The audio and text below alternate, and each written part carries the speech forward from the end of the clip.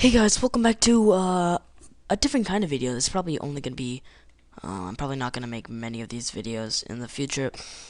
But basically, I decided to, I play a lot of Pokemon. That's probably one of my most played games, other than Minecraft. I play a lot of Minecraft, Pokemon, and probably Super Smash Bros. There's like the three main games that I like. I like other games, but like, don't get me wrong, I game a lot, but like Minecraft, Pokemon are like my main things. And Pokemon has these things called like has these challenges like Nuzlocks where you have like these sort of you make it harder for yourself. You don't have to follow it, but basically it's a way you play, and then and by playing like that, it makes it harder. So basically, in a Nuzlocke, if a Pokemon faints, it's considered dead. Um, so yeah, like things like that, and you can only catch the first Pokemon on each route and or each area in Pokemon Nuzlocks.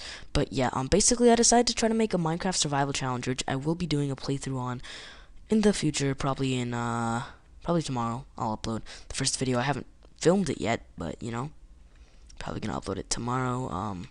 But yeah, I probably am going to need some more rules for this. So if you have any, please leave it in the comments. I don't expect any comments though, because why would my videos get comments?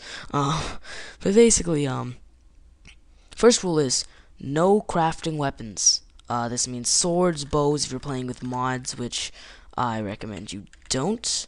You just can't craft any weapons. Dropped ones are allowed. So if you can find one in a dungeon or it's dropped from a mob, you can keep them. But if that ever breaks or you lose it, then well, you lose it.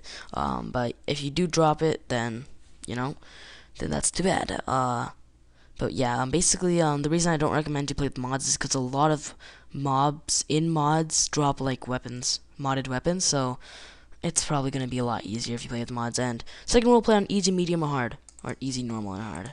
I have a notepad open, so I'm gonna change. I can change things. Easy, normal, or hard. As long as it's not peaceful and mobs can actually spawn.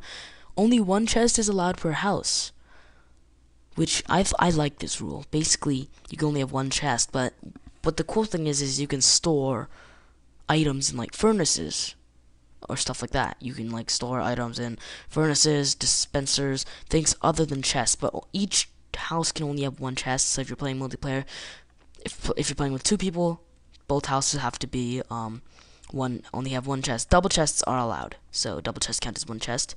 Um, but yeah, also two houses must be 100 blocks away. So in multiplayer, this only really applies for multiplayer. You're not allowed to build more than one house. Just if you're doing multiplayer, your houses have to be 100 blocks away, so it makes it harder. Next would be no smelting with coal. You must use wood. Charcoal is probably the best option. I don't know if I want to ban charcoal or not, but definitely like wooden items and blaze rods, lava buckets, basically just no coal. I don't know if I want to ban charcoal because charcoal is really good as well. Maybe charcoal. I don't know. We'll see about that. Next will be no cooked or baked foods. No baked potatoes. The reason it's cooked or baked food is because of baked potatoes. So no baked potatoes, like no cooked pork chops, no cooked steaks, no cooked chicken. You can't eat any of those. Basically, you have to eat raw food or just like bread, like farmed food. So that makes it a lot harder, and you have to look at your food bar lots more often. Next rule will be no wooden doors. You can't make wooden doors; they're way too convenient.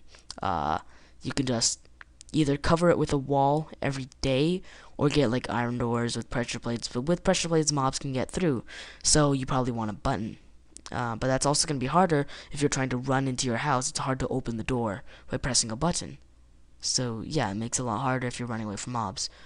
Next, houses cannot be bigger than 20 by 20 blocks. This makes it a lot harder. Your houses can't be very big, but multiple floors are allowed, so you will be having to make much more floors. This also restricts you from making any sort of like giant structure, giant cube that like is just your house. you actually have to have multiple floors, and it has to be like a really tall building or something. Next to be no bookshelves, so no enchanting. That's only for enchanting. And yeah, basically, I think I forgot to mention this, but also keep inventory can be on. If you want to turn it off, you can turn it off. I think in my playthrough I'll keep it on, but when it is on, my rule is every time I die, I will discard every item in my hotbar. So that's 9 items, and stacks count as 1 item.